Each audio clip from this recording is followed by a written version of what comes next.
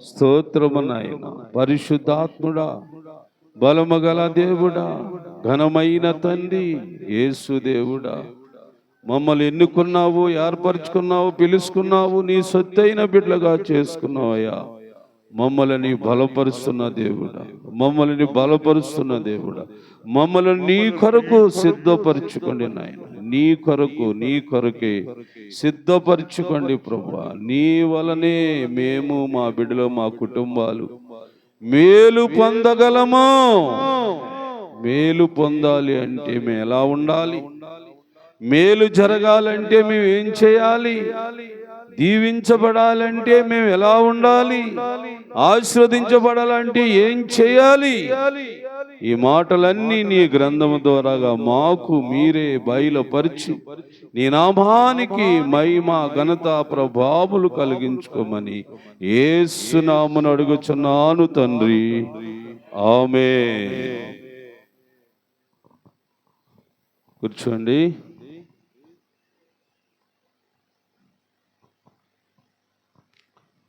దేవునికి స్తోత్రం.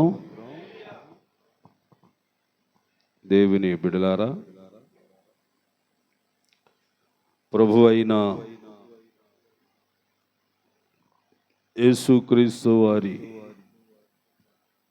నామం పేరట ఏర్పరచబడిన దేవాలయమునకు వచ్చిన మీ అందరికీ వందనాలు తెలియపరుస్తున్నాను.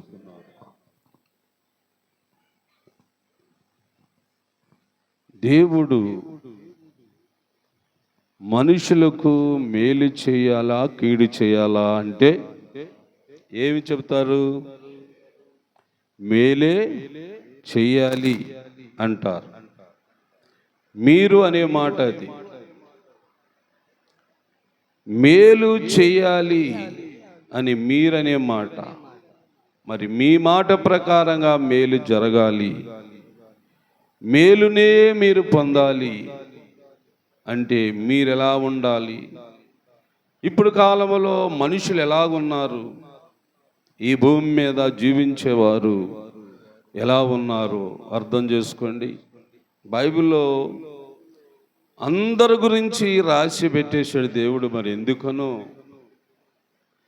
మందిరానికి వచ్చేవారి గురించి రాసి పెట్టాడు, ఆరాధించేవారి గురించి రాసి పెట్టాడు, మందిరానికి రాలేని వారి రాసి పెట్టాడు, దేవుణ్ణి ఆరాధించలేని వారి కోసం కూడా రాసి పెట్టేశాడు బైబిల్ గ్రంథంలో. ఈ బైబిల్ని బట్టే మనకు భూమి మీద నివసించే మనుషుల యొక్క జీవిత విధానాలు మనకు తెలియచేయబడుతున్నాయి. మందిరానికి వచ్చారు, మంచిది. మీతో దేవుడు ఒక మాట చెప్పాలని ఆశిస్తున్నాడు. దేవుడు ఎక్కువగా ఎవరిని అసహించుకుంటాడంట? దేవుడు ఎవరిని ఎక్కువగా ఆశీర్వదిస్తాడంట? ఈ రెండు మాటలు ఈరోజు మనం తెలుసుకుందాం. గత వారం కూడా రెండు మాటలు తెలుసుకున్నట్టుకున్నాం. గుర్తుందా మనకి? లేకపోతే మంచిదే, గుర్తు లేకపోతేనే మంచిది. గుర్తుంటే మీకు మంచిది కాదేమో. సరే, మీరు మర్చిపోయారో జ్ఞాపకం తర్వాత సంగతి. కానీ ఈరోజు వాక్యాన్ని బట్టి మనం జాగ్రత్తగా చూద్దాం. ఏమండి? కీర్తనల గ్రంథము 9వ అధ్యాయము 17వ వచనమును చూడండి ఒకసారి. ఏమండి? దుష్టులు దేవుణ్ణి మర్చిపోయే జనులందరూ పాతాళమునకు దిగిపోతారు. ఇప్పుడు భూమి మీద నివసిస్తున్న వారిలో, లేక గ్రామాలలో నివసిస్తున్న వారిలో, లేక ఏమండి మరి వీళ్ళందరి గురించి దేవుని మాట ఏమిటి పూట అంటే, దుష్టులు దేవుణ్ణి మర్చిపోతారంట. దుష్టులు అన్నవారు దేవుణ్ణి మర్చిపోతారంట. మరి మర్చిపోతే వారికి ఏంటి లాభము? వారికి ఏమిటి ప్రయోజనము అని మనకు బైబిల్ గ్రంథమే తెలియజేస్తుంది. దుష్టులు దేవుణ్ణి మర్చిపోయి తిరిగేవారైతే వారి గతి ఎక్కడికంట? పాతాళమునకు వెళ్ళిపోతారంట. ఇప్పుడు చూడండి, ఎంతమంది మర్చిపోయి లోకములో ఉంటున్నారు. ఎవరిని మర్చిపోయి? దేవుణ్ణి మర్చిపోయి. అసలు దేవుడు ఉన్నాడా అని అడిగితే వారికి సమాధానం చెప్పలేరు, తెలియదు అంటారు వాళ్ళు. ఎవరు వాళ్ళు? దుష్టులు. దుష్టులు అంటే మనుషులేనా? ఏం బాబు, మనుషులే. దుష్టులు అన్నవారు కూడా మనుషులే. కానీ వారు ఎవరి ఆలోచనకి ఎక్కువగా ప్రాధాన్యత ఇస్తారు అంటే దుష్టుడైన సాతాను యొక్క ఆలోచనకే ఎక్కువగా ప్రాధాన్యత ఇస్తారు.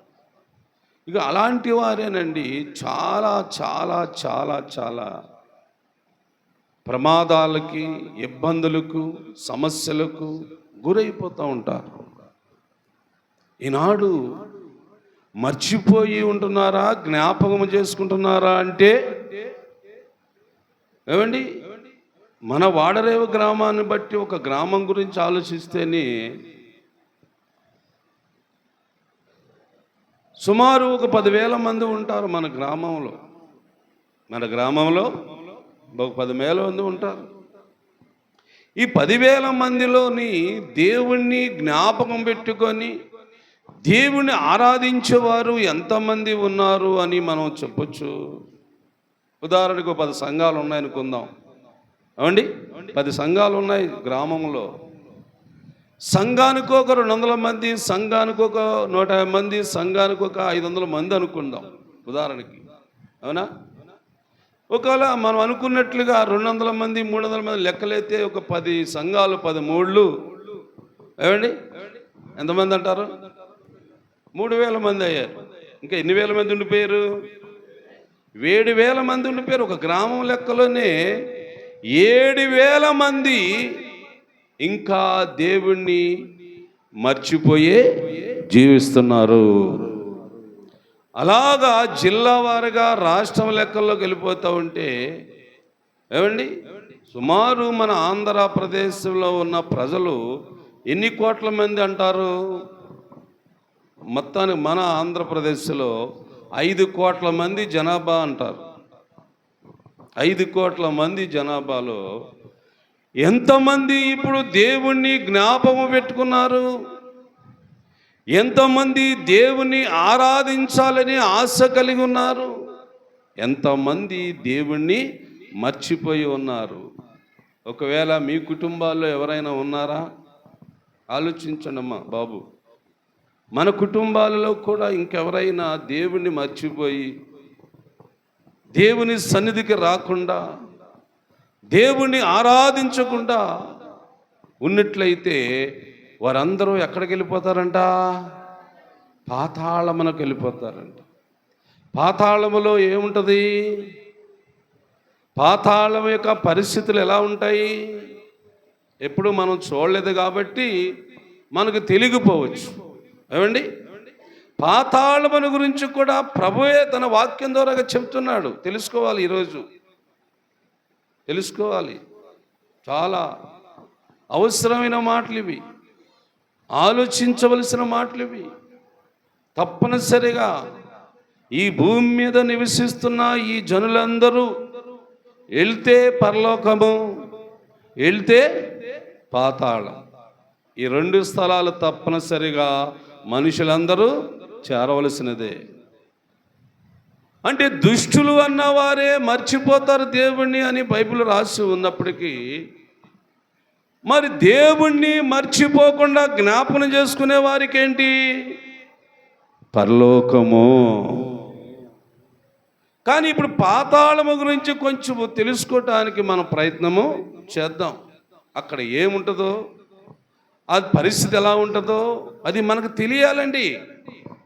ఈ రోజుల్లో మనం వీటి గురించి తెలుసుకోకపోతే రేపు భవిష్యత్తు వెళ్ళేది అక్కడికే. అందుకే ఇక్కడ జాగ్రత్త పడతామని, ఇక్కడ నువ్వు నేను జాగ్రత్త పడాలని దేవాది దేవుడు తన ఆత్మ ద్వారాగా ఈ సంగతులన్నిటినీ బైబిల్లో రాయించి పెట్టాడు. బైబిల్ గ్రంథాన్ని చదివే ప్రతి మనుషుడికి ఈ విషయాలను తెలియాలా. అలా తెలిస్తేనే వారు జాగ్రత్త పడతారు. అలాగ తెలిస్తేనే వారు భయభక్తులు కలిగి ఉంటారు. అలా తెలుసుకుంటేనే ఆ పాతాళమునకు వెళ్ళకూడదురా బాబు అని పరలోకం వైపు చూడటానికి వారికి ఒక మంచి మనస్సు కలుగుతుందని దేవాది దేవుడి వాక్యాలన్నీ గ్రంథములో రాసి పెట్టాడు. దేవునికి స్తోత్రం చెప్పండి. దుష్టులు దేవుణ్ణి మర్చే జనులందరూ పాతాళమునకు దిగిపోతారు. అక్కడ పరిస్థితిని చూద్దాం. కాసేపు వాక్యాన్ని ధ్యానం చేయండి. అక్కడ పరిస్థితిని మనం కొంచెం ఆలోచనలో పెడదాం. లూకా సువార్తకు రండి. ఇప్పుడు త్వరగా బైబిల్ బట్టి తెలుసుకోవాలి. పాతాళంకి నేను వెళ్ళలేదు, ఇప్పుడు వెళ్తావు, ఎప్పుడో వెళ్తాం. అయితే ఆ పాతాళంకి వెళ్ళినప్పుడు అక్కడ పరిస్థితి ఎలా ఉంటుందో తెలియాలి. ఇప్పుడు మనకి ఈరోజు తెలుసుకోవాలి. ఈరోజు తెలియకపోతే తర్వాత రోజు నీకు తెలియదు. ఎందుకంటే నువ్వు దేవుణ్ణే మర్చిపోయావు. ఇక పాతాళం ఎలా ఉందో నీకేం తెలుస్తుంది? ఏం బాబు, పాతాళం ఎలా ఉందో మనకు తెలుస్తుందా? తెలియదు. దేవుణ్ణే మర్చిపోయిన జనులకి పాతాళం గురించి కూడా తెలియదండి. అందుకని తెలుసుకోండి. అక్కడ ఉన్న పరిస్థితుల్ని గమనిద్దాము. చూడండి ఒకసారి లూకా సువార్త 16వ అధ్యాయము 19వ వచనం నుండి 24 వచనాల దాకా త్వరగా చదువుకుని వచ్చేయండి. అయ్యా, ధనవంతుడు ఒకడు ఉండెను, బట్టలను ధరించుకొని. అంటే ఎవడు? ధనవంతుడు అని రాస్తుంది బైబిల్లో, కానీ దుష్టుడని రాయలేదు కదా, రాయలేదు. ధనవంతుడు, డబ్బు గలవాడు, ఆస్తిపరుడు అని రాసి ఉంది బైబిల్లో. ఎందుకని వీడి గురించి ఇలాగ రాశాడు దేవుడు బైబిల్లో అంటే వాడి గురించే మీరు తెలుసుకోవాలి ఇప్పుడు. ఎందుకంటే మీలో కూడా చాలామంది డబ్బున్న వాళ్ళు ఉంటారు, మీలో కూడా ఆస్తిపరులు ఉంటారు, మీలో కూడా పొలాలు భూములు ఉన్నవారు ఉంటారు, మీలో కూడా ఎండి బంగారములు కలిగి ఉంటారు. కానీ ఇలాంటి కలిగి ఉన్నప్పుడు కూడా దేవుడు ఉన్నాడని జ్ఞాపకం ఉంటే పర్వాలేదు. దేవుడు ఉన్నాడని జ్ఞాపకం ఉంటే పర్వాలేదు. ఒకవేళ దేవుడు లేడని మర్చిపోయి ఈ ఆస్తులని, అంతస్తులను, ఎండి బంగారములను, ఈ భూ సంబంధమైన వాటి మీదే మనసు పెట్టి అసలైన దేవుడిని మర్చిపోయి జీవిస్తారేమో. అందుకు మీకు విషయాలు తెలియాలని ఈ ధనవంతుడి గురించి దేవుడు ఈ బైబిల్ గ్రంథం రాయించి పెట్టాడు. వీడు ప్రతి దినం ఏం చేస్తున్నాడంట? బహుగా సుఖపడుతున్నాడంట. అక్కడ ఒక వ్యక్తి కూడా ఉన్నాడంట. మరలా ఎవడు వాడు? లాజరు అనే దరిద్రుడు అంట. మళ్ళీ వీడికి డబ్బులు లేవు, వస్త్రాలు లేవు, బిల్డింగులు లేవు, పొలాలు లేవు, ఇంటి బంగారాలు అసలే లేవు. ఇంకా చెప్పాలంటే వాడి శరీరము ఆరోగ్యకరమైనది కాదు, బలహీనం, రోగముతో ఉన్నాడు. కానీ ఈ ధనవంతుడి యొక్క ఇంటి దగ్గర, వాకుల దగ్గర కాసుకొని కనిపెట్టుకొని ఉండేవాడు. ఎందుకంటే కష్టపడటానికి వీడికి శక్తి లేదు, బలహీనుడైపోయాడు. ఏదైనా వ్యాపారం చేద్దామంటే ధనము లేదు వాడి దగ్గర. ఇలాగే ఈ ధనవంతుడు ఒకడు ఉన్నాడు కాబట్టి వాడు తినగా మిగిలిపోయిన ముక్కలు పారవేస్తాడు కాబట్టి ఆ ముక్కలైనా తిని కడుపు నింపుకొని అలాగా జీవితాన్ని కొనసాగిద్దాం అనుకుంటూ ఉన్నాడు ఈ దరిద్రుడు. వీళ్ళిద్దరూ ఒక పక్కనే ఉన్నారు, ధనవంతుడును ఈ దరిద్రుడును. అయితే ఏం జరిగిందంటే ఇద్దరికి వెంటనే ఒకడికి మరణం వచ్చింది. ఎవడికి మరణం వచ్చింది అనుకోవచ్చు మనం? దరిద్రుడికే ముందు మరణము వచ్చింది. ఎందుకంటే శరీరంలో శక్తి లేదు, ఆరోగ్యం లేదు కాబట్టి త్వరగా వాడు మరణించాడు. మరణిస్తే ఆ వ్యక్తి ఎక్కడికి వెళ్ళాడంట? పరలోకమునకు వెళ్ళాడని ముందు బైబిల్లో. ఆ తర్వాత డబ్బు గలవాడు, ధనవంతుడు, భాగ్యవంతుడు కూడా చనిపోయాడు. ఏమండి? చనిపోయాడు. ఈ చనిపోయిన వాడు ఎక్కడికి వెళ్ళాడు రాసింది బైబిల్లో? వీడేమో పాతాళములోకి వెళ్ళాడని రాసింది బైబిల్లో. బాగానండి. అంటే ఈ దరిద్రుడికి ఏ ఆలోచన ఉంది? ఈ ధనవంతుడికి ఏ ఆలోచన ఉంది? ఈ దరిద్రుడు ఈ లోకంలో ఈ భూమి మీద చనిపోయి పరలోకం వెళ్ళాడంటే ఏ ఆలోచనతో ఉన్నవాడని మనకు అర్థమవుతుంది వాక్యము. దేవుడు ఉన్నాడు, దేవుడు ఉన్నాడు, దేవుడు ఉన్నాడు. ఈ ప్రపంచాన్ని నడిపించేవాడు ఉన్నాడు. ఏమండి? ఈ భూగోళాన్ని నడిపించేవాడు ఉన్నాడు, ఈ ఆకాశం నడిపించేవాడు ఉన్నాడు, ఈ సృష్టి యావత్తు నడిపించేవాడు ఉన్నాడని, నాకు ధనము లేకపోయినా, డబ్బు లేకపోయినా, ఆస్తులు అంతస్తు లేకపోయినా నాకు ఏమి పర్వాలేదు, దేవుడు ఉన్నాడు, దేవుడు ఉన్నాడని భయముతో వాడు జీవించాడు. వాడు చనిపోయాడు. చనిపోతే పరలోకం వెళ్ళిపోయాడు కదండి. పరలోకము వెళ్ళిపోయాడు. కానీ ఈ ధనవంతుడు కూడా చనిపోయి పాతాళములో బాధపడుతున్నాడంటండి. చనిపోయిన వాడికి బాధ ఎలా ఉంటుందండి? ఏమా, చనిపోయాడు కదండి, ఇక బాధలు అవి తెలిసే వాడికి. ఆలోచించాలి మనం కూడా చాలామంది చూస్తాం కదా చనిపోయిన వాళ్ళ గురించి. మరి చనిపోయిన వాడికి బాధ ఉందా? చనిపోయిన వాడికి కష్టం ఉందా? చనిపోయిన వాడికి వేతనం ఉందా అని అంటే మన లెక్కల ప్రకారం అది లేదు అని చెప్పచ్చు. కానీ వాక్యం అంటుంది, బైబిల్ చెబుతుంది, బోధ దేవుడు చేస్తున్నాడు. ఈ పాతాళములకు వెళ్ళిన వాడు ఏం చేస్తున్నాడంట? బాధపడుచు. ఆలోచించండి దేవుని బిడ్డలారా. అంటే పాతాళములో ఏముంటుంది? పాతాళములో ఏముంది? మనుషుడు బాధపడే పరిస్థితి ఉంది, మనుషుడు వేదన పడే పరిస్థితి ఉంది, మనుషుడు కుషించిపోయే పరిస్థితి ఉంది. యుగ యుగములు అదే వేదన బాధతో వాడు అక్కడే ఉండాలి. ఆలోచించండి. వాడే చెబుతాడు, ఎవడు పాతాళములకు వెళ్ళిన వాడే చెబుతాడు.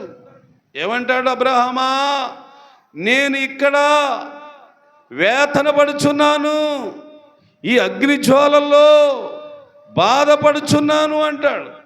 ఎవడాడు? పాతాళములకు వెళ్ళిన వాడు అంటాడు, నువ్వు ఇక్కడ ఏమండి, నేను ఇక్కడ అంటే నువ్వు అక్కడంటే ఆడు కనబడుతున్నాడు, ఆడికి ఏ బాధ లేదు, ఆడు హాయిగా ఉన్నాడు పైని. కానీ పాతాళములో ఉన్నవాడి పరిస్థితి ఎలా ఉంది? అవును, అవును. విన్నారా? పాతాళంలో ఏముందో? అగ్ని మండుచుందంటండి. జాగ్రత్తమా. దయించి అక్కడికని వెళ్ళాలని నిర్ణయించుకుంటున్నావా? అక్కడికి వెళ్తాను కానీ కోరుకుంటున్నారా? అది మాత్రము నీకొద్దు. దేవుని మర్చిపోయేవారికి అగది. దేవుణ్ణి మర్చిపోయేవారు ఎవరన్నా ఉన్నారేమో చూసుకోండి ఒకసారి. మీ ఇళ్లలో, ఈ గృహాలలో, ఈ కుటుంబాలలో ఎన్ని నెలలైనా, ఎన్ని సంవత్సరాలైనా దేవుడు ఉన్నాడనే భయం లేకుండా, దేవుడు ఉన్నాడనే ఆసక్తి లేకుండా ఒకవేళ జీవించే వాళ్ళు మీ గృహాలలో, మీ ఇళ్లలో, మీ కుటుంబాల్లో ఉంటే వారికి చెప్పండి, దయించి వాళ్ళకి చెప్పండి, అయ్యా ఒకరోజు చనిపోతాం మనం అందరం. నువ్వు చనిపోవాలి, నేను చనిపోవాలి. అమ్మాయి, దేవుడనే గుర్తు ఉంటుందా నీకు? దేవుడు ఉన్నాడనే జ్ఞాపకశక్తి ఉంటుందా నీకు? మరి ఉన్న దేవుడిని నువ్వు ఆరాధించకుండా నీ పనులు నువ్వు చేసుకున్నావు, నీ కార్యాలు నువ్వు చేసుకుంటున్నావు. ఇలాగే నువ్వు భూమి మీద ఉండిపోతావా? ఏదో ఒకరోజు చనిపోవా? ఏదో ఒకరోజు చనిపోవాల్సి వస్తుంది కదా. చనిపోయిన వ్యక్తులందరూ ఎక్కడికి వెళ్తారని బైబిల్ చెబుతుందో తెలుసా నీకు? వెళ్తే పరలోకం వెళ్ళాలా, లేకపోతే పాతాళమునకు వెళ్ళాలా? ఎక్కడికి వెళ్తావు నువ్వు? ఎక్కడికి వెళ్తావమ్మా?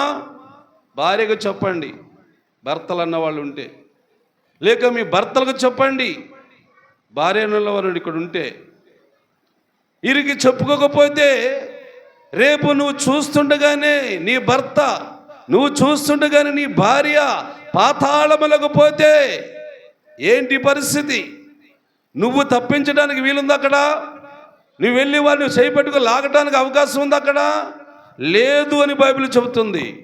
ఇది జాగ్రత్త, ఇది జాగ్రత్త. ముందు ఈ విషయాల మీదే మనం ఆలోచించాలి. నీకు నష్టము కలిగించే విషయాల మీదే నీకు తెలియాలి. ఏమండి, ముందు నీకు నష్టము జరగకుండా ఉంటే చాలు, తర్వాత మేలు అన్నది దానంతా వస్తుంది. ముందు నష్టపోతున్నావు కదా అంటున్నాడు దేవుడు. నష్టపోయే స్థలాన్ని గురించి నువ్వు ఆలోచిస్తున్నావు అన్నాడు దేవుడు. అది వద్దు నీకు అని దేవుడు చెబుతున్నాడు. అందుకే ఈరోజు మనం వినాలి ఈ వాక్యాన్ని. ఇదిగో పాతాళములో ఏముందో అని బైబిల్ చెబుతుంది చూడండి.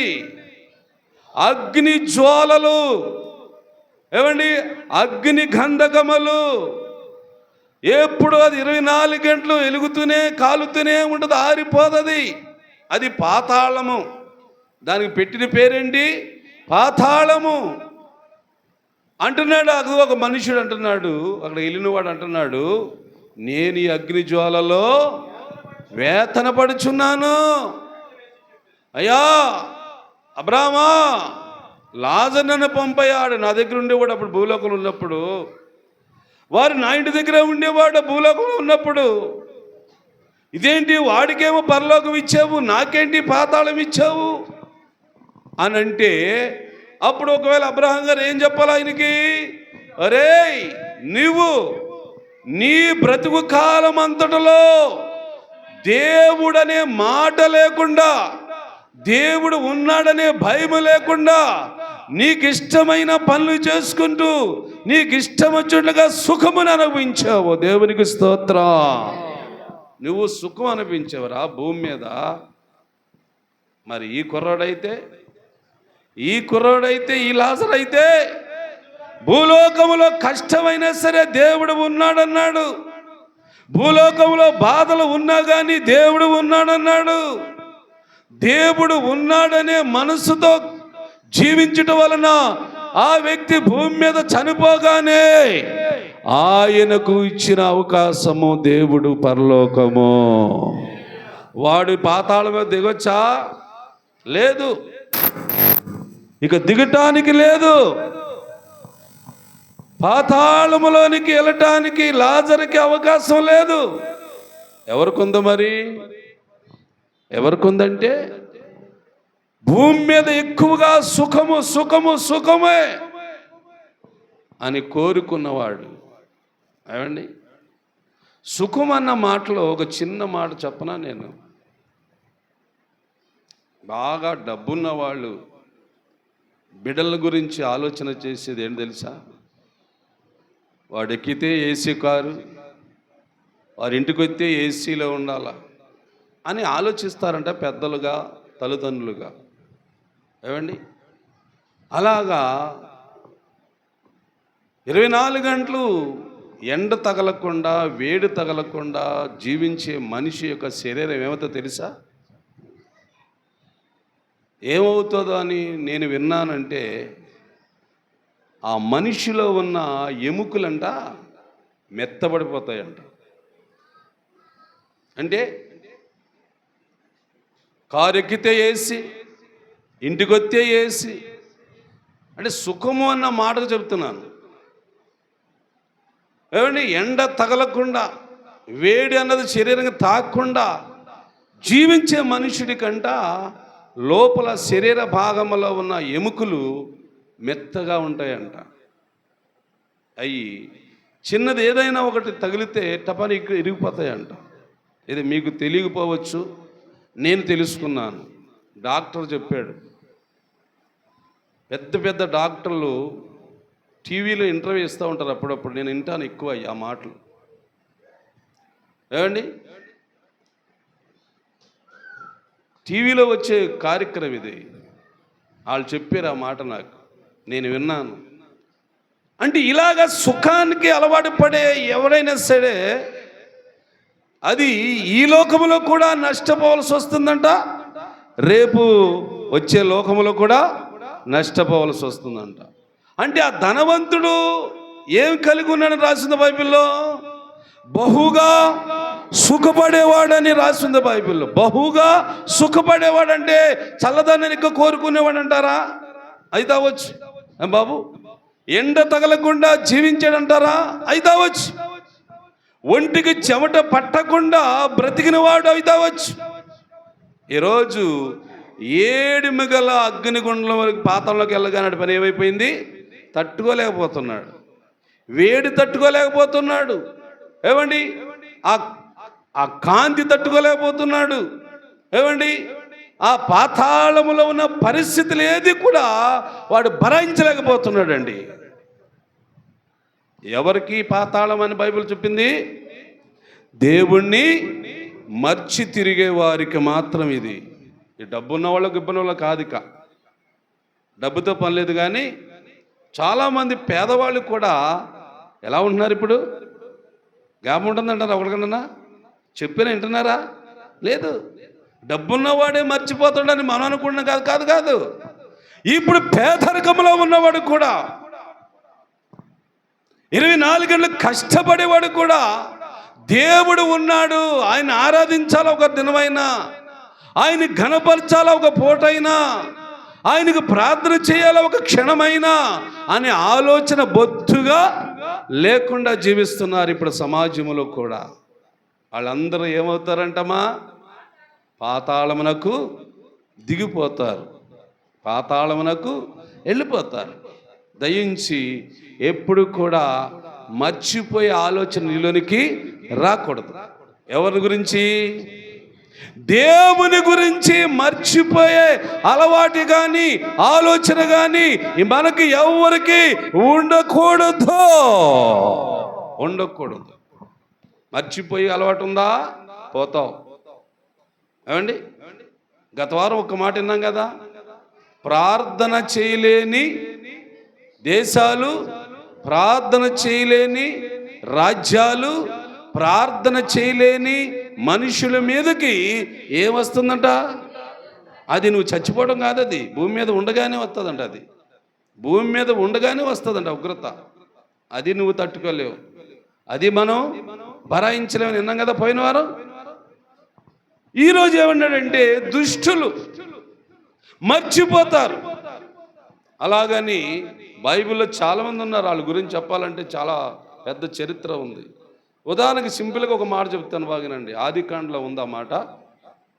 సోదమ గోమర మనుషులు అన్న వాళ్ళు ఎలాంటి వాళ్ళు అని రాసింది బైబిల్లో?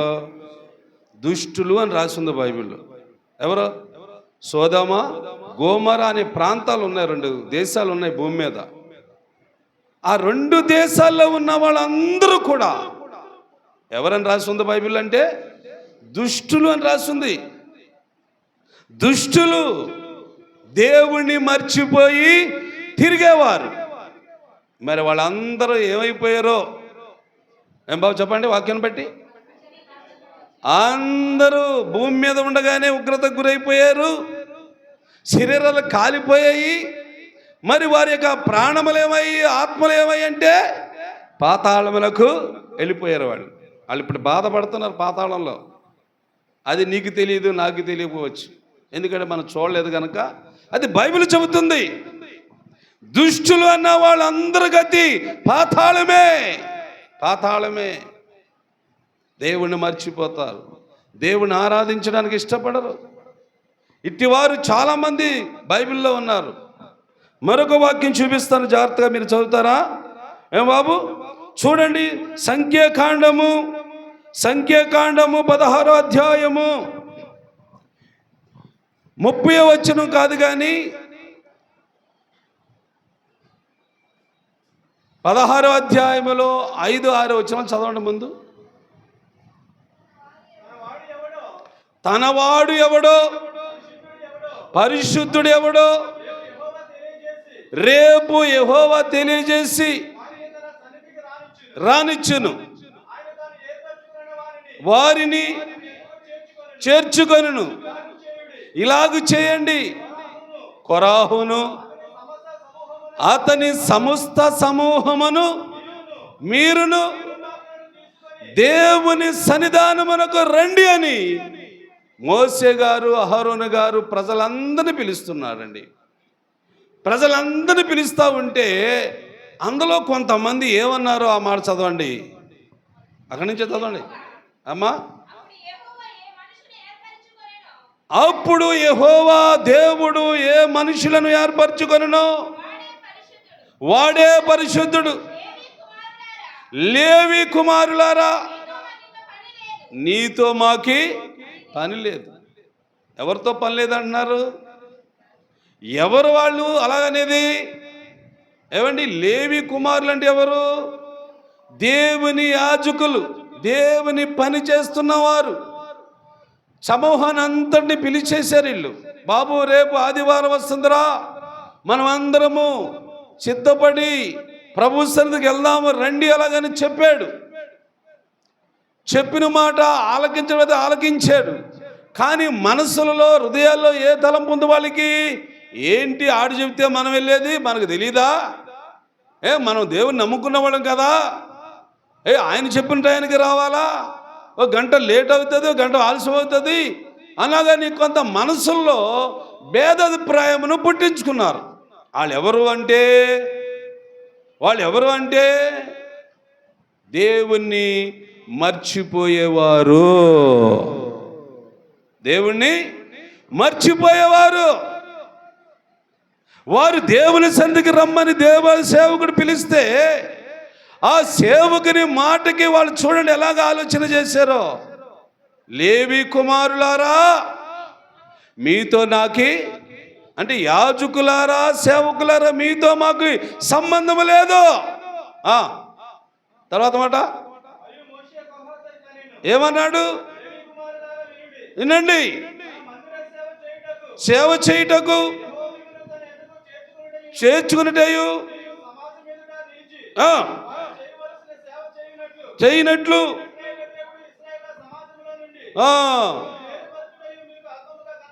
కనబడినా, అవునండి, అందరినీ కదా.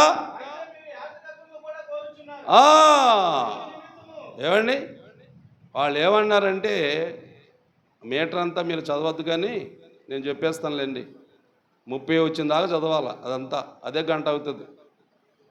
సింపుల్గా చెప్పేస్తాను, బాగినండి.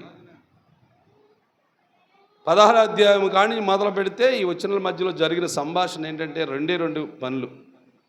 దేవుని ఆరాధించ రమ్మని మోసే గారు అహరోను గారు పిలిస్తే అందులో ఉన్నవారు పెద్దలుగా ఉన్నవారు కోరాహు, అభిరామ, ఏమంటే దాతాను అనేవారు పెద్దలిళ్ళు. ఇశ్రాయేల్ సమూహంలో పెద్దలిళ్ళు మోసే గారి నాయకత్వంలో నియమించబడినవారు. వీళ్ళు మోసే మాట వినకుండా, ఏమండి యాజకుని మాట వినకుండా, మేము నీతో రావాల్సిన పని లేదు, మీరు చెప్పిన మాటలో వినవలసిన అవసరమే లేదు అని వీళ్ళందరూ పక్కకి వెళ్ళిపోయారు.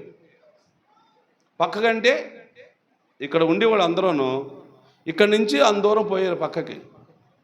అప్పుడు దేవుడైన యెహోవా మోసేతో అహరోనుతో, ఏమండి దేవుని ఆరాధించడానికి వచ్చే ప్రజలతో మీరు కూడా ఇలాగా పక్కగా జరగండి, కొంచెం నేను కార్యం చేయబోతున్నాను.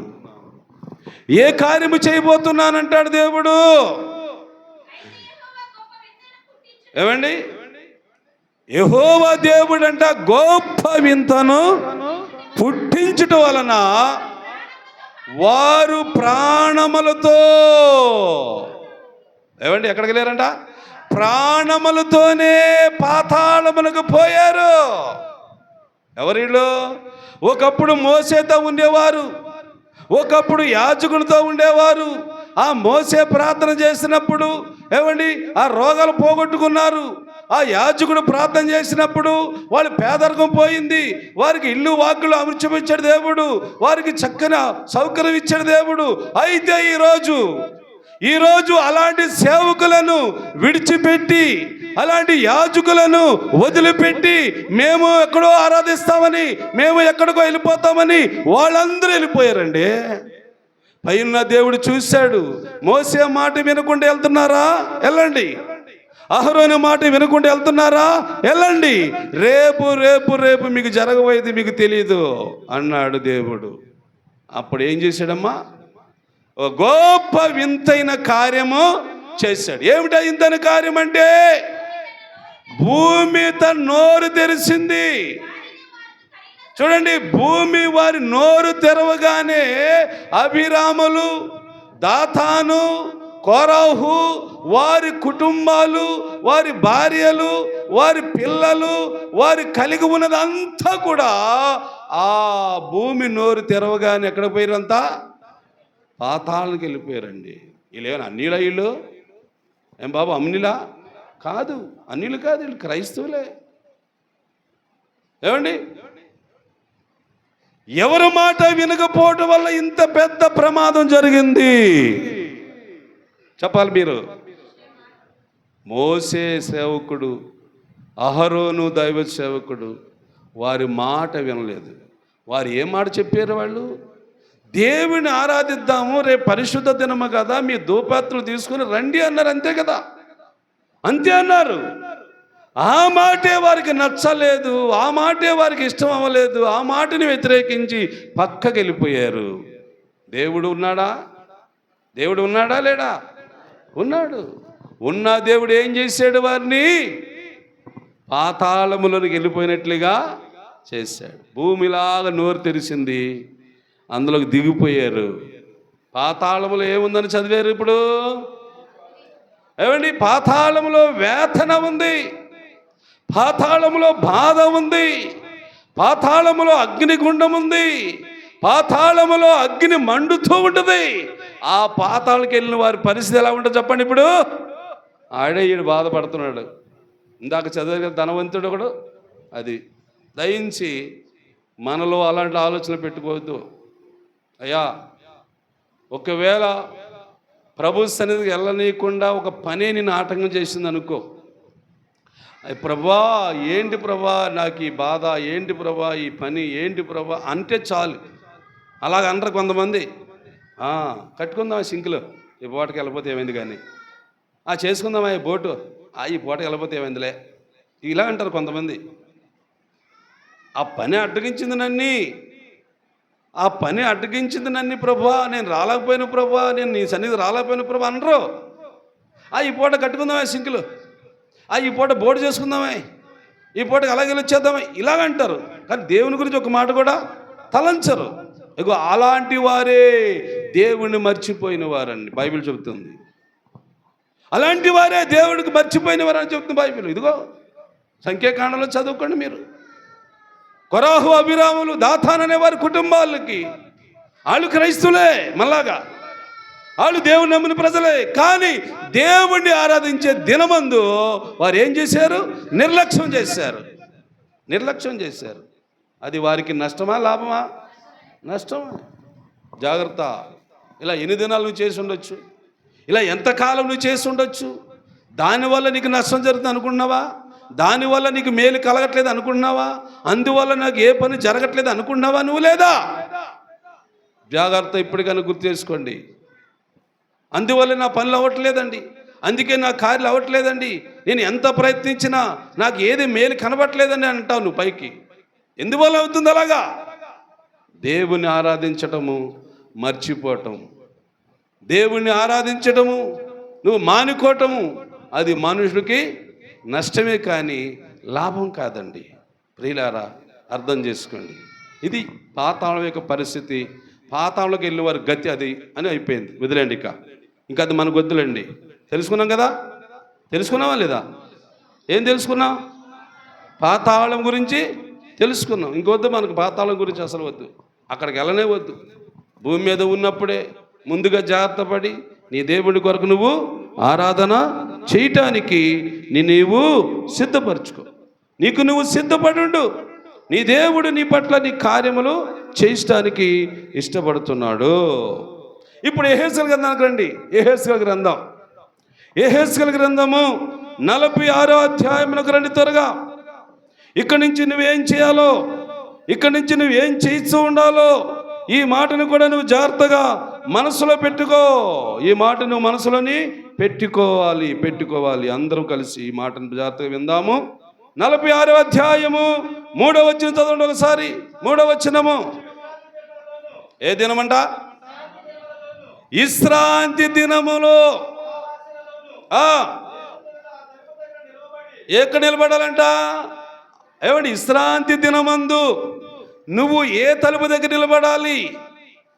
బైబిల్ మాట ఏంటంటే తలుపు దగ్గర నిలబడి అని ఉంది, ఆ గుమ్మం దగ్గర నిలబడి అని ఉంది బైబిల్లో. అంటే ఉదాహరణకి చెప్తున్న బాగానండి. ఇప్పుడు తలుపులు గుమ్మాలు ఎన్ని ఇళ్ళకు ఉంటాయి? మీ ఇళ్ళకు ఉన్నాయా తలుపులు గుమ్మాలు? ఉన్నాయా లేవా? ఉన్నాయి. ఇప్పుడు తలుపులు గుమ్మాలు ఆలయానికి ఉన్నాయా లేవా? ఉన్నాయి. సరే, మీ ఇంటి తలుపులు మీ గుమ్మాలు ఉన్నాయి కదా, అక్కడే నిలబడతావా నువ్వు ఎప్పుడేను? ఏమో అక్కడ నిలబడరా? మీ ఇళ్లలో తలుపు ఉంది కదా, గుమ్మం ఉంది కదా, అక్కడ నిలబడతారా? నిలబడతారా? తలుపు దగ్గర నిలబడతారా? నేను ఎవరిని చూడలేదు అలా తలుపు దగ్గర నిలబడి ఉన్న వాళ్ళని. లోపలికి వెళ్ళిపోయి కూర్చుంటారు, కుర్చీలు వేసుకుంటారు, ఫ్యాన్లు వేసుకుంటారు, ఏసీ వేసుకుంటారు, మంచాల మీద పడుకుంటారు, అంతేగాని గుమ్మాల దగ్గర నిలబడతారా? ఏమండి, నీకు ఆ గుమ్మం గురించి కాదు దేవుడు చెప్పేది. నీకు ఆ గుమ్మం గురించి కాదు దేవుడు చెబుతుంది. ఇదిగో ఏ గుమ్మం అంటే ఇది? నీవు లోపలికి వచ్చే గుమ్మం ఒకటి ఉంది. అది ఏ దినము?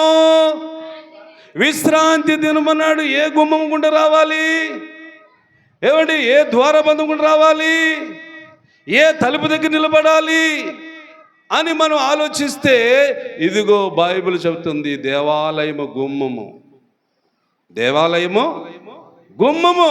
దేవాలయము తలుపు అంటే ఆదివారం విశ్రాంతి దినము వచ్చే స్థలం ఇది. ఇదిగో ఈ స్థలమునకు వచ్చి ఈ తలుపు దగ్గర నిలబడి దేవునికి స్తోత్రం. ఎవరికి? ఆరాధన చేయాలి. ఆరాధన చేసేవారు ఏమి కలిగి ఉండాలి? బైబిల్ చెబుతున్న మాట ఆలోచించాలి. ఇప్పుడు మనకి పాయింట్ బాబు. ఇప్పుడు మనందరికీ, ఇందాకేమో మర్చిపోయిన వారి గురించి చెప్పాడు దేవుడు.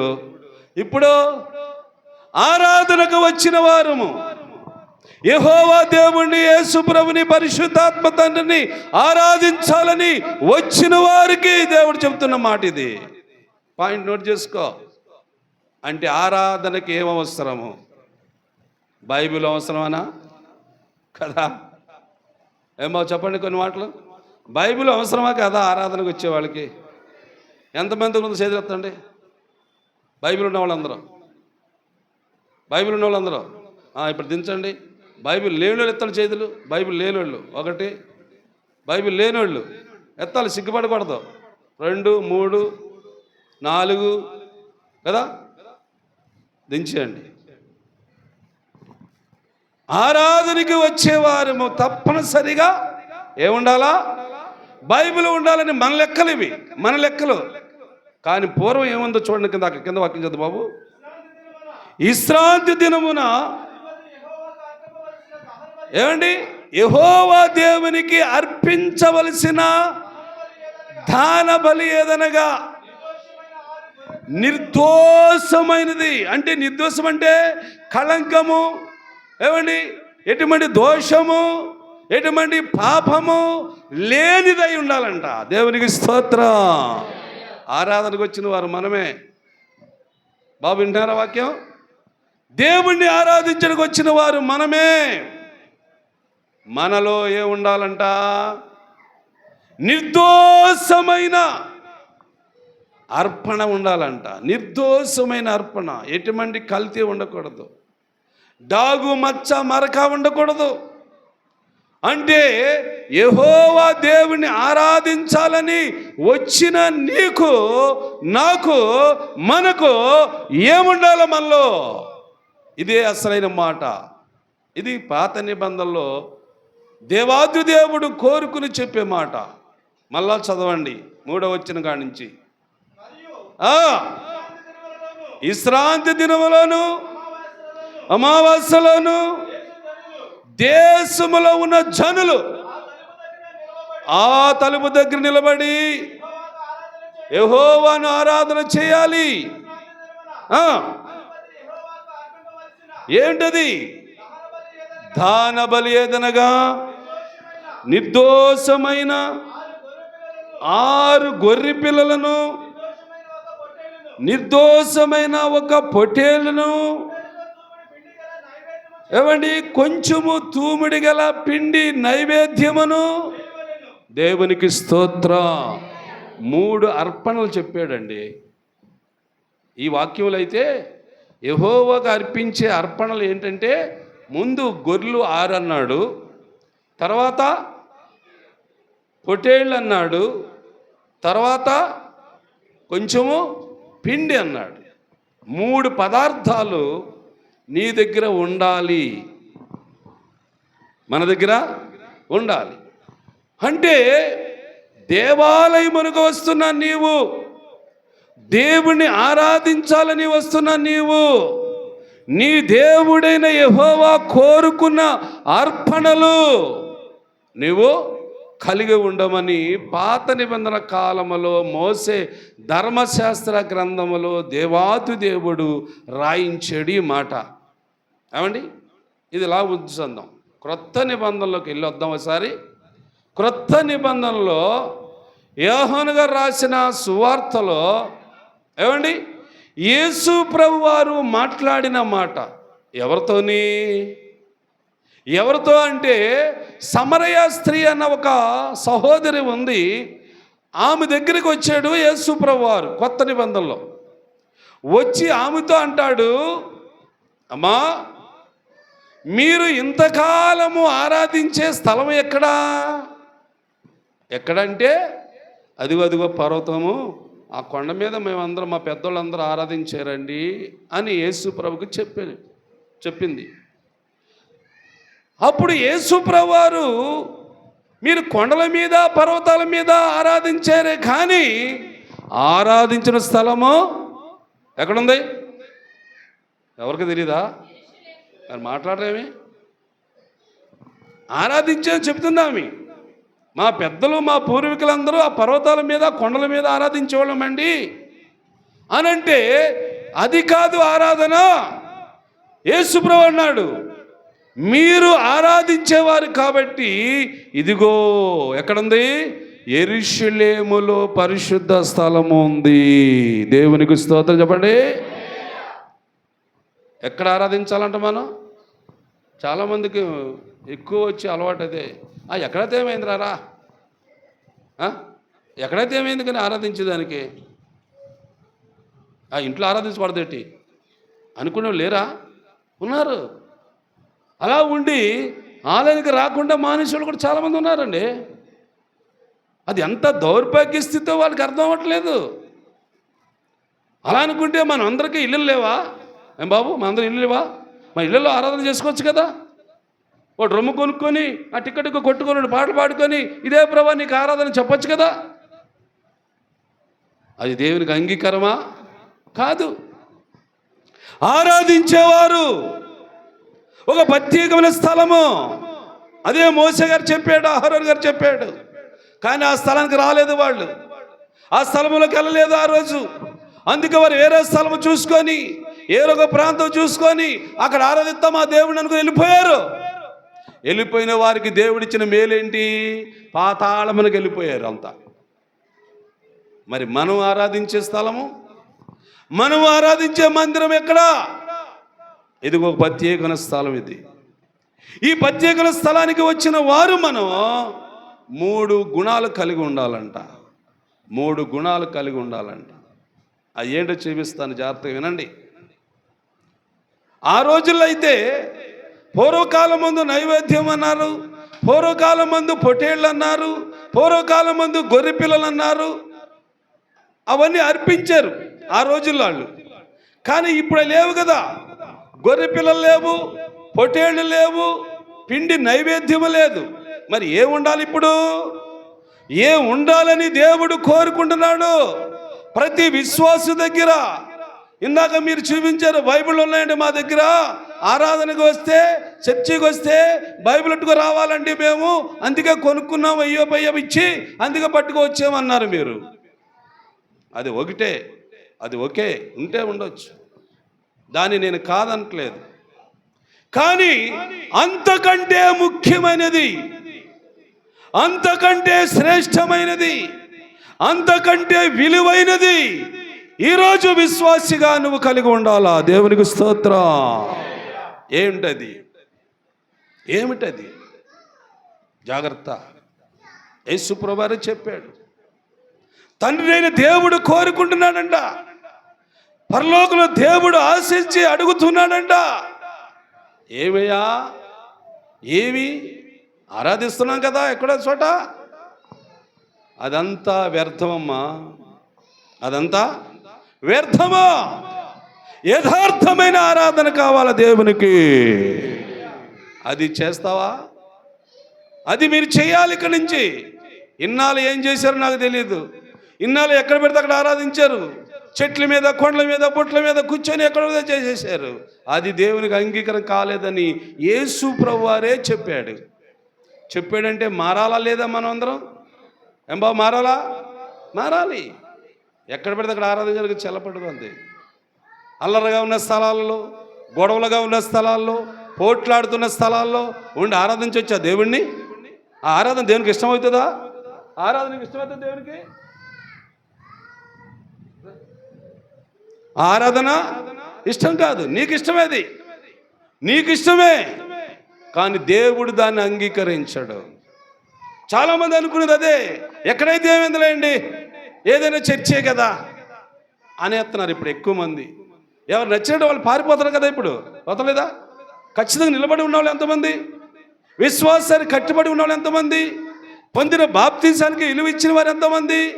ఏమండి, యేసు ప్రభువే లేక యెహోవా దేవుడే లేక ఆత్మదేవుడే ఏర్పరిచిన ఒక సేవకుడు నా కొరకు కష్టపడ్డాడు, నా కొరకు అంగలార్చాడు, నా కొరకు కన్నీళ్ళు గార్చాడు, నా కొరకు రాత్రి మొదలు ప్రార్థన చేశాడు, నేను మారాను, మార్పు చెందాను, బాప్తి తీసుకున్నాను, నేను నిలబడి ఉండాలా, నేను నిలిచే ఉంటాను అన్నవారు ఎంతమంది?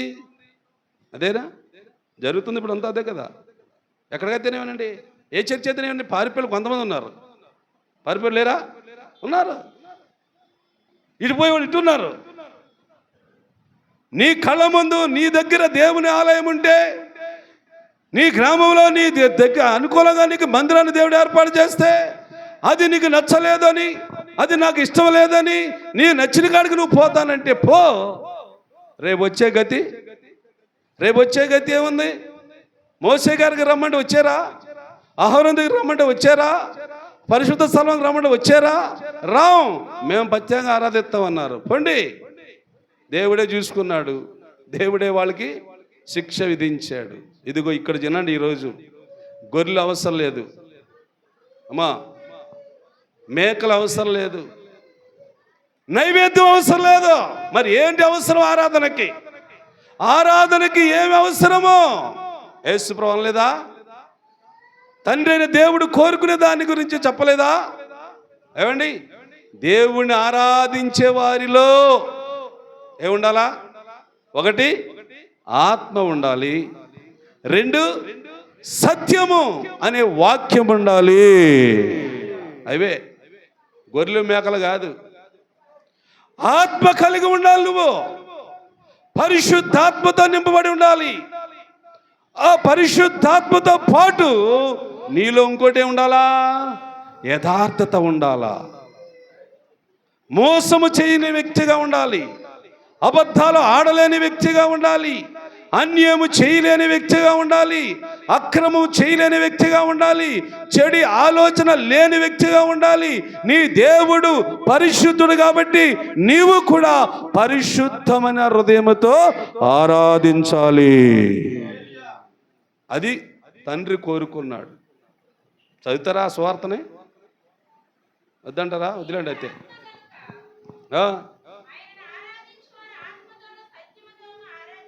కదా, ఎలాగ ఆరాధించాలంటమ్మా? ఆత్మతోనూ సత్యముతోనూ ఆరాధించేవారు ఉంటే అలాంటి వారిని కోరుచున్నాడు పరలోకములో దేవుడు. అది కలిగి ఉందాం. అలా ఆరాధించేవారు ఉన్నారు బైబిల్లో కూడా. ఏమ్మా, ఆరాధించేవారు బైబిల్లో ఉన్నారు. వాళ్ళు కూడా చూపిస్తాను నేను. కాసేపు మీరు ఓపు పడితే వారిని కూడా నేను మీకు చూపిస్తాను. వారిని గురించి కూడా మీరు వినాలి, వారి గురించి కూడా మీరు తెలుసుకోవాలి. వారి ద్వారాగా పూర్వకాలమందు దేవుడు వారిని వారి కుటుంబాన్ని ఎలాగా ఆశీర్వదించాడో అది మీరు చూడాలి. నెహెమ్యా గ్రంథములో చూడండి, 8వ అధ్యాయంలో చూడండి, మీకు అన్నీ కనబడతా ఉంటాయి. నెహెమ్యా గ్రంథము 8వ అధ్యాయములో అక్కడ చాలామంది స్త్రీలు ఉన్నారు, పురుషులు ఉన్నారు. అక్కడ సేవకుడు ఉన్నాడు, యాజకుడు ఉన్నాడు. ఆ యాజకుడు ఏం చేశారు, అక్కడున్న విశ్వాసులు ఏం చేశారు, ఆ వాక్యం ఉంది, మీరు జాగ్రత్తగా చదివితే. ఏమండి, 8వ అధ్యాయం నెహెమ్యా గ్రంథం 8వ అధ్యాయంలో ఉన్న మాట చూద్దామా? చదివేస్తారా మీరు? లేకపోతే చెప్పిందాకుంటారా? చెప్పిందాక ఎందుకు? మేము చదివేస్తాం అన్న వాళ్ళు చదివండి. ఎవరు? 8వ అధ్యాయం అక్కడ వచ్చిన వాళ్ళు చూడండి. అదిగో ఎజ్రా మహాదేవుడైన యెహోవాని స్తుతింపగా జనులందరూ తమ చేతులెత్తి చప్పట్లు కొట్టారు. దేవునికి స్తోత్రం. చప్పట్లు కొట్టారు గట్టిగా, చప్పట్లు కొట్టారు గట్టిగా. హల్లెలూయా. చాలు. ఏమెత్తారు వాళ్ళందరూ? ఎవరాళ్ళు? విశ్వాసులు, స్త్రీలు, పురుషులు ఉన్నారు. అక్కడ ఎజ్రా ఏమండి, ఒక దైవ సేవకుడు. ఎజ్రా ఏమో దేవుణ్ణి స్తుతిస్తున్నాడు, దేవుణ్ణి ఆరాధిస్తున్నాడు. దేవునికి ఎక్కువ స్తుతులు చెల్లిస్తూ ఉంటే ఈ ఆలకించే ప్రజలు ఉన్నారు కదండి, ఉత్సాహం వచ్చేసింది వాళ్ళకి, ఉల్లాసం వచ్చేసింది వాళ్ళకి. అందరూ స్త్రీ పురుషులందరూ కలిసి చేతుల పైకెత్తి దేవుని ఏం చేశారమ్మా? స్తుతించారు, ఆరాధించారు. అది చాలా ఇష్టం దేవునికి. ఇది కావాలి మనలో కూడా. ఈ ఆరాధన ఉండాలి. అంతేగాని వాళ్ళలాగా వీళ్ళలాగా ఎక్కడ పడితే అక్కడ చేసేస్తాను ఆరాధన, ఏ గుళ్ళో పడితే ఆ గుళ్ళో చేస్తాను ఆరాధన, ఏ చర్చికి వెళ్తే ఆ చర్చికి వెళ్ళిపోతాను ఆరాధన అంటే అది నీకు చెల్లిబడుతుంది గాను దేవుడు దాన్ని అంగీకరించడు. ఎందుకంటే ఇందాక మీరు అన్నారు కదా, మోసేతో ఉండవలసిన వారు, అహరోనుతో ఉండవలసిన వారు ఉండకుండా పక్కకు పోయారు. అది వారికి ప్రమాదమా మేలా అంటే ప్రమాదమే. అది వాళ్ళకి మంచి ఆరాధన అవ్వచ్చు, వాళ్ళ మట్టుకు వాళ్ళకి అది మంచి ఆరాధన అవ్వచ్చు. కానీ దేవుడు అంగీకరించాడా? లేదు, దేవుడు అంగీకరించడు. ప్రియులారా గమనించండి మీరు. అల్లరగా ఉన్న మనుషుల మధ్యలో దేవుడు ఉండడు. అయ్యా, అల్లరగా ఉన్న సంఘాల్లో దేవుడు ఉండడండి బాబు. మీకు పుణ్యం ఉంటుంది, అర్థం చేసుకోండి వాక్యాన్ని. అల్లరగా అశాంతిగా ఉన్న చోట్ల అసలు దేవుడు ఉండనని చెప్పాడు కదండి బైబిల్లో. లేదా మాట ఉంది కదా, కొరింథీయులకు రాసిన పత్రికలు ఉంది కదా మాట, చదివాం కదా మనం. నేను సమాధానకి కర్తను కానీ అల్లరికి కర్తను కాదు అంటే అర్థం ఏంటి? అల్లరి ఉన్న చోట నేను ఉండుననే కదా అర్థం. అంతేనంటారా? అంతేనే కదా. అల్లరి ఉన్న చోట నేను ఉండను. మరి ఎక్కడుంటావయ్యా బాబు నువ్వంటే, ఎక్కడ సమాధానం ఉంటుందో అక్కడ ఉంటానయ్యా నేను. ఎందుకంటే నేను సమాధానకర్తను, నేను సమాధానపరిచే దేవుణ్ణు, సమాధానం ఇచ్చేవాడినే కానీ అల్లరి చేయించేవాడిని కాదు అని దేవుడు ఏమండి ఈ విషయాలన్నీ మనకు నేర్పించాడు. అందుకని దేవుని బిడ్డలారా ఆరాధన చేయాలి. ఎలా చేయాలి ఆరాధన అంటే? ఆత్మతోనూ సత్యముతోనూ మనం చేయాలి. అలాగ చేసిన వారిని దేవాది దేవుడు ఏం చేస్తాడో చూపించి ముగించేస్తా ఏదండి. ఆత్మతోనూ సత్యముతోను అంటే దేవునికి ఇష్టమైన ఆరాధన చేసేవారు ఉన్నారు. వారిని చూడండి. కోళ్ళు కుక్కలు కాదు కానీ, ఏటపోతులు మేకలు ఎద్దులు కాదు కానీ, దేవునికి అర్పించేది ఒకటి ఉందండు. దేవునికి అర్పించేది ఒకటి ఉంది. అలాగని గొర్రెలు అర్పించటము, పొట్టేళ్ళు అర్పించటము, పిండి నైవేద్యంగా తీసుకురావటము అది గతకాలం. అది కాదు. నువ్వు నేను అర్పించవలసింది ఒకటి ఉంది. ఆ మాటను చదువుతాను. అలా అర్పించిన వారు, అలా ఆరాధించిన వారు, వారి కుటుంబాలు దీవించబడతారు, దీవించబడుతున్నారు. అదే యెహెజ్కేలు గ్రంథము 44వ అధ్యాయము. అందరూ జాగ్రత్తగా ఈ మాట చదవండి. ఏమండి? యెహెజ్కేలు గ్రంథము 44వ అధ్యాయము 30వ వచనము. 30 వచ్చిన ఒక్క మాట చదవండి త్వరగా. ఏం బాబు? మీ ప్రతిష్ట అర్పణముల అన్నిటిలోను బాగా వింటున్నారా? అన్నిటిలో అంటే ఏంటి? గొర్రె పిల్లలు, మేక పిల్లలు, గేదె పిల్లలు, ఇవన్నీ పక్కకు తీసాడు దేవుడు. ఇవన్నిటినీ పక్కకు తొలగించేశాడు దేవుడు. మరి ఏం కావాలన్నాడు దేవుడు? అదే ఈ వాక్యంలో చూస్తున్నాం. ప్రతిష్ట అర్పణముల అన్నిటిలోను, తొలుచూలు వాడన్నిటిలోను, మొదటివియు, ప్రథమ ఫలములన్నిటిలోను మొదటివియు ఏమండి? యాజకుని అవును. తర్వాత మాట చూడండి, మీ కుటుంబములు. దేవునికి స్తోత్రం. ఇక్కడ కుటుంబాలుగా కట్టబడినవారు ఎంతమంది అని చెప్తారు మీరు? మాది కుటుంబం అండి. మీ కుటుంబాలు లేవా? ఉన్నాయి, ఎత్తండి. ఎందుకంటే ఇదిగో దేవుడు వాక్యంలో ఉంది. మీ కుటుంబం కోసం చెప్తున్నాడు దేవుడు. మీ కుటుంబాల కోసం చెబుతున్నాడు. కుటుంబాలు లేని వారి కోసం కాదు ఇది. ఈ వాక్యము కుటుంబాలు లేని వారి కోసం కాదు. విడిగా ఒంటరిగా ఉంటారు కదా, వాళ్ళ కోసం కాదు ఈ వాక్యం. కుటుంబముగా భార్య, భర్త, పిల్లలు, వీళ్ళు కుటుంబం అంటారు. ఈ కుటుంబాల కోసము దేవుడు ఏం ఆలోచిస్తున్నాడు చూడండి. మీ కుటుంబములకు ఆశీర్వాదము కలుగునట్లు. దేవునికి స్తోత్రం. మీ కుటుంబాలకి ఆశీర్వాదము కలుగునట్లుగా మీరు ఆత్మ ద్వారాగా ఏమండి సత్యముతోను మీ దేవునికి అర్పణలు అర్పించుకోండి. అలాగా అర్పించిన వారు చాలామంది ఉన్నారు బైబిల్ గ్రంథంలో. అలాగా అర్పించిన వారు చాలామంది ఉన్నారు. పాత నిబంధనల కాలంలో ఉన్నారు, క్రొత్త నిబంధనల కాలంలో కూడా ఉన్నారు. ఈ అర్పణ ఇది దేవునికి అంగీకారమైన సమర్పణ అంటారు దీన్ని. మన అర్పణ అనబడికి ఏమనుకుంటాం? ఏదో పిండి పిసుకు తేవాలి కోసం, కోళ్ళు తీసుకోవాలి కోసం, లేదా గొర్రె పిల్లలు తీసుకురావాలి, అవి కాదు అసలుది. ఏమండి? నీ జీవితంలో, నీ బ్రతుకులో నువ్వు కష్టపడి పని చేసుకునే దానిలో నుండి నీవు అర్పించవలసింది ఒకటి ఉంది బైబిల్లో. దాన్ని గట్టిగా మీరు పట్టుకోవాలి. దాన్ని నేను గట్టిగా పట్టుకోవాలి. అది మనం చేయటానికి ఇష్టపడాలి. ఎందుకంటే అది పాత నిబంధన గ్రంథంలోనే ఉంది, క్రొత్త నిబంధన గ్రంథంలో కూడా ఉంది. ఆ రెండు మాటలు చెప్పి ముగిస్తాను. ఒకసారి పాత నిబంధన గ్రంథంలో ఉన్న వ్యక్తిని చూద్దాం. పాత నిబంధన గ్రంథంలో ఉన్న వ్యక్తిని చూద్దాం. ఏమండి? హెబ్రీయులకు రాసిన పత్రిక 7వ అధ్యాయము మొదట వచ్చి త్వరగా చదవండి. పాత నిబంధనలో వ్యక్తి ఆయన, కొత్త నిబంధనలో రాశాడు ఒక ఆయన. రాజులను సంహారము చేసి తిరిగి వచ్చుచున్న అబ్రహాము గారు ఎవరిని కలుసుకొనినో అతన్ని ఆశీర్వదించును.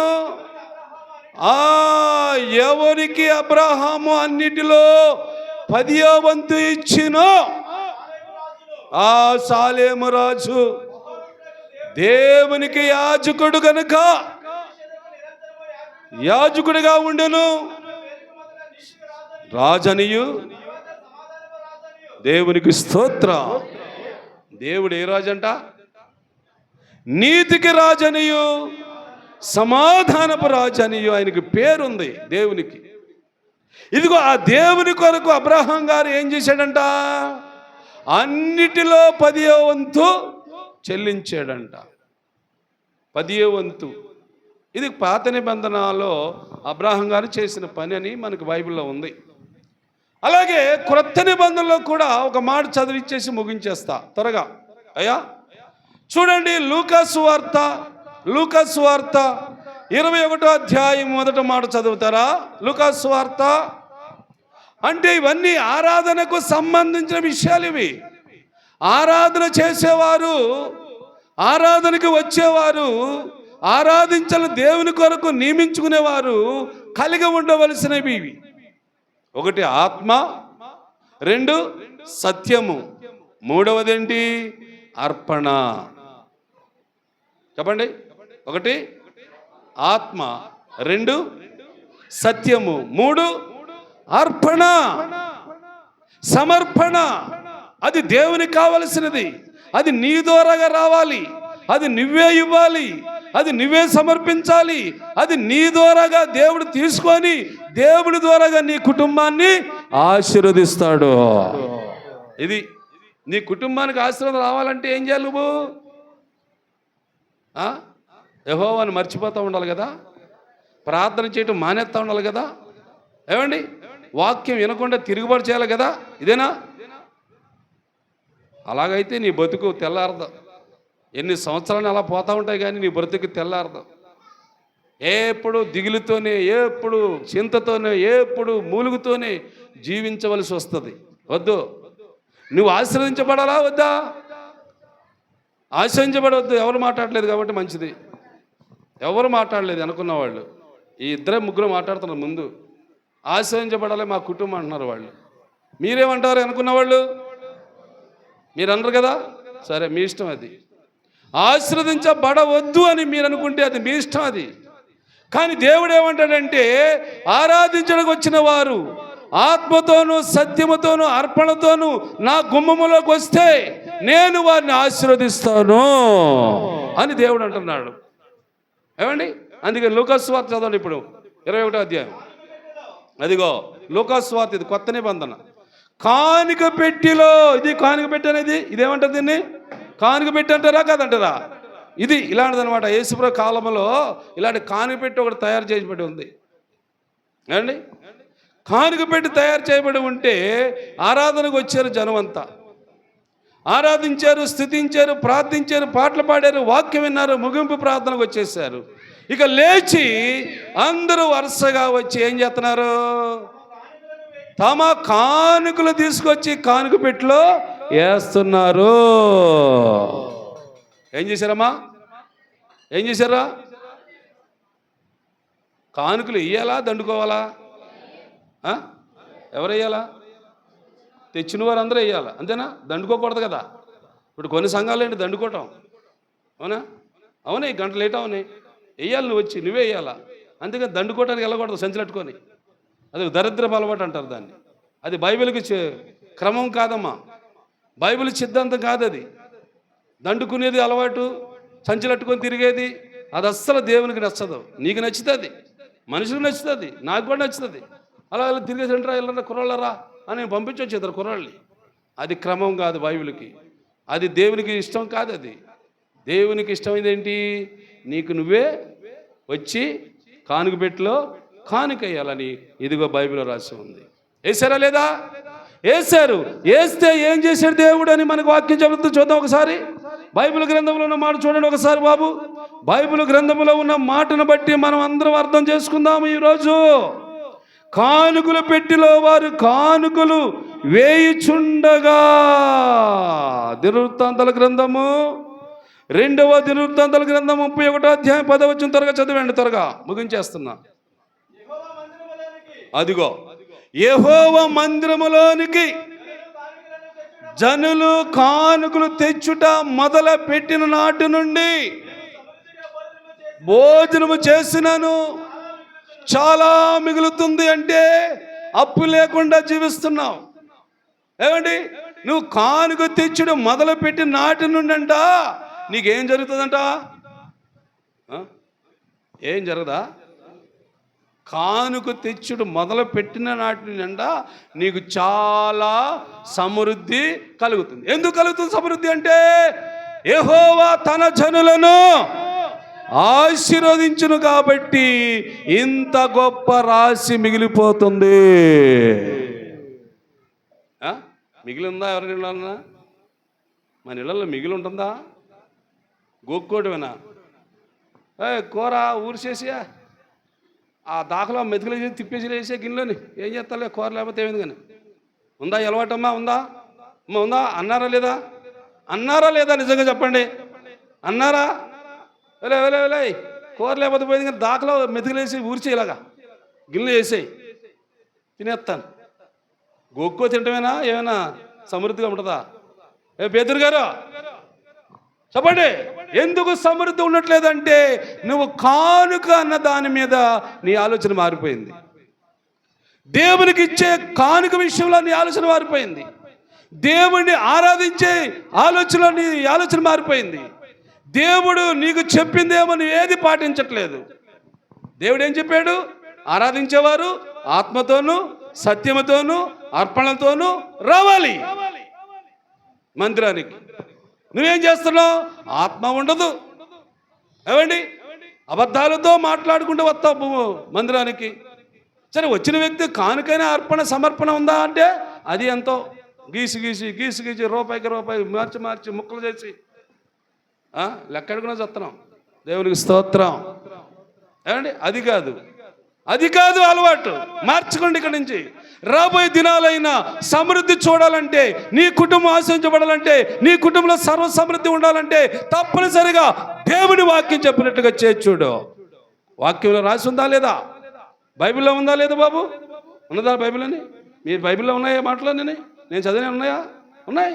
అన్ని బైబిల్ అయ్యే మాటలు ఉంటాయి. చదువుకోండి ఒకసారి మీరు.